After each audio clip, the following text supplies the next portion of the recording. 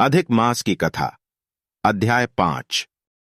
पुरुषोत्तम मास महात्म्य कथा। अध्याय 5। नारद जी बोले, हे महाभाग, हे तपोनिधे। इस प्रकार अधिमास के वचनों को सुनकर हरि ने चरणों के आगे पड़िडिडे हुए अधिमास से क्या कहा। श्री नारायण बोले, हे पाप रहित, हे नारद, जो हरि ने मलमास के प्रति कहा वह हम कहते हैं, सुनो। हे मुनिश्रेष्ठ, आप जो सत्कथा हमसे पूछते हैं आप धन्य हैं। श्री कृष्ण बोले, हे अर्जुन, बैकुंठ का वृत्तांत हम तुम्हारे सम्मुख कहते हैं, सुनो।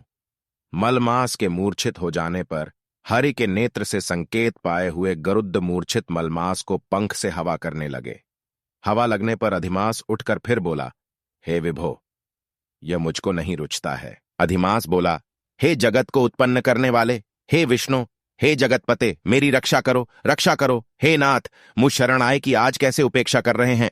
इस प्रकार कहकर कांपते हुए, घड्डी घड्डी विलाप करते हुए अधिमास से बैकुंठ में रहने वाले ऋषिकेश हरि बोले।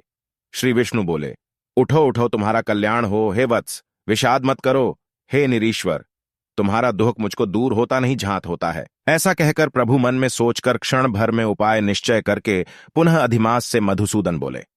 श्री विष्णु बोले, हे वत्स, योगियों को भी जो दुर्लभ गोलोक है वहां मेरे साथ चलो, जहां भगवान श्री कृष्ण पुरुषोत्तम ईश्वर रहते हैं। गोपियों के समुदाय के मध्य में स्थित दो भुजा वाले, मुरली को धारण किए हुए नवीन मेघ के समान श्याम, लाल कमल के सदृश नेत्र वाले, शरद पूर्णिमा के चंद्रमा के समान अति सुंदर मुख वाले, करोधों कामदेव के लावण्य की मनोहर लीला के धाम, पीतांबर धारण किए हुए, माला पहिने, वनमाला से विभूषित, उत्तम रत्नाभरण धारण किए हुए, प्रेम के भूषण, भक्तों के ऊपर दया करने वाले, चंदन चर्चित सर्वांग, कस्तूरी और केशर से युक्त, वक्षस्थल में श्रीवत्स चिन्ह से शोभित, कौस्तुक मणि से विराजित, श्रेष्ठ से श्रेष्ठ रत्नों के सार से रचित क्रीट वाले, कुंडलों से प्रकाशमान, रत्नोल के सिंहासन पर बैठे हुए, पार्षदों से घिरे हुए जो हैं वही पुराण पुरुषोत्तम पर ब्रह्म हैं।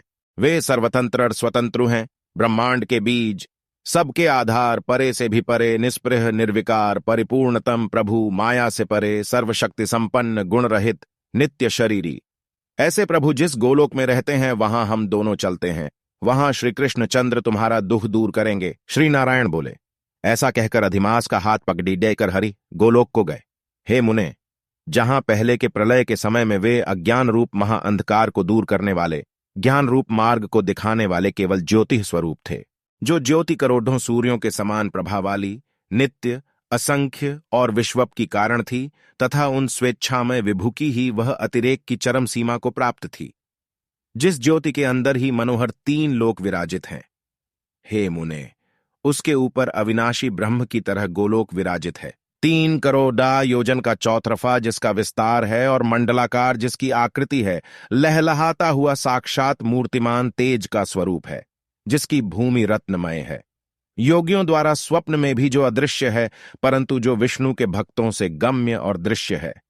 ईश्वर ने योग द्वारा जिसे धारण कर रखा है, ऐसा उत्तम लोक अंतरिक्ष में स्थित है। आधि, व्याधि, बुढ़ापा, मृत्यु, शोक, भय आदि से रहित है, श्रेष्ठ रत्नों से भूषित, असंख्य मकारणों से शोभित है। उस गोलोक के नीचे 50 करोड़ योजन के विस्तार के भीतर दाहिने बैकुंठ और बाएं उसी के समान मनोहर शिवलोक स्थित है।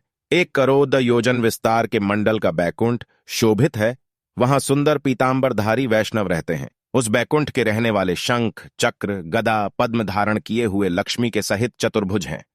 उस बैकुंठ में रहने वाली स्त्रियां बजते हुए नूपुर और करधनी धारण की हैं, सब लक्ष्मी के समान रूपवती हैं। गोलोक के बाएं तरफ जो शिवलोक है उसका करोड़ योजन विस्तार है और वह प्रलय शून्य है, सृष्टि में पार्षदों से युक्त रहता है।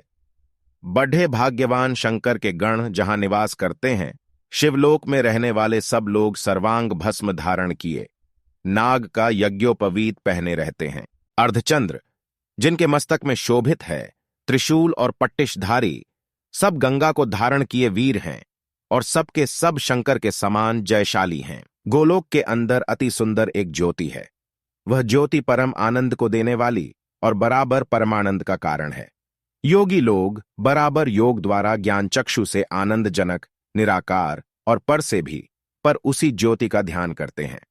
उस ज्योति के अंदर अत्यंत सुंदर एक रूप है, जो कि नील कमल के पत्तों के समान श्याम, लाल कमल के समान नेत्र वाले करोड़ों, शरद पूर्णिमा के चंद्र के समान शोभायमान मुख वाले करोड़ों, कामदेव के समान सौंदर्य की लीला का सुंदर धाम, दो भुजा वाले, मुरली हाथ में लिए, मंदहास्य युक्त पीतांबर धारण किए, श्रीवत्स चिह्न से शोभित वक्षस्थल वाले, कौस्तुभमणि से सुशोभित, करोड़ों उत्तम रत्नों से जटित चमचमाते किरीट और कुंडलों को धारण किए, रत्नों के सिंहासन पर विराजमान, वनमाला से सुशोभित, वही श्री कृष्ण नाम वाले पूर्ण परब्रह्म हैं, अपनी इच्छा से ही संसार को नचाने वाले, सबके मूल कारण, सबके आधार, पर से भी परे छोटी अवस्था वाले, निरंतर गोपवेश को धारण किए हुए, करोड़ों पूर्ण चंद्रों की शोभा से संयुक्त, भक्तों के ऊपर दया करने वाले, निहस्पृह, विकार रहित, परिपूर्णतम स्वामी रास मंडप के बीच में बैठे हुए, शांत स्वरूप, रास के स्वामी, मंगल स्वरूप, मंगल करने के योग्य, समस्त मंगलों के मंगल, परमानंद के राजा, सत्य रूप, कभी भी नाश न होने वाले, विकार रहित, समस्त सिद्धों के स्वामी, संपूर्ण सिद्धि के स्वरूप, अशेष सिद्धियों के दाता, माया से रहित, ईश्वर गुण रहित, नित्य शरीरी, आदि पुरुष, अव्यक्त अनेक हैं, नाम जिनके अनेकों द्वारा स्तुति किए जाने वाले, नित्य, स्वतंत्र, अद्वितीय, शांत स्वरूप, भक्तों को शांति देने में परायण ऐसे परमात्मा के स्वरूप को शांति प्रिय, शांत और शांति परायण जो विष्णु भक्त हैं वे ध्यान करते हैं। इस प्रकार के स्वरूप वाले भगवान कहे जाने वाले वही एक आनंद कंद श्री कृष्णचंद्र हैं। श्री नारायण बोले, ऐसा कहकर भगवान सत्व स्वरूप विष्णु अधिमास को साथ लेकर शीघ्र ही परब्रह्मयुक्त गोलोक में पहुंचे। सूत जी बोले, ऐसा कहकर सत्क्रिया को ग्रहण किए हुए नारायण मुनि के चुप हो जाने पर आनंद सागर पुरुषोत्तम से विविध प्रकार की नई कथाओं को सुनने की इच्छा रखने वाले नारद मुनि उत्कंठापूर्वक बोले। इति श्री बृहन्नारदीय पुरुषोत्तम मास महात्म्य पंचमोध्याय 5। जय जय श्री राधे।